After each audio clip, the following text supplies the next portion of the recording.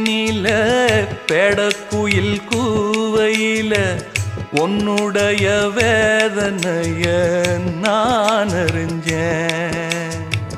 பொங்கலத்தில் மாலையிட ஒன்னிரண்டு தோளத்தொட என்ன தவம் செஞ்சேனோ என் மாமா. வண்ணக்கிளி கையத்தொட சின்ன சின்ன கோலமிட உள்ளம் மட்டும் வழியே நானே,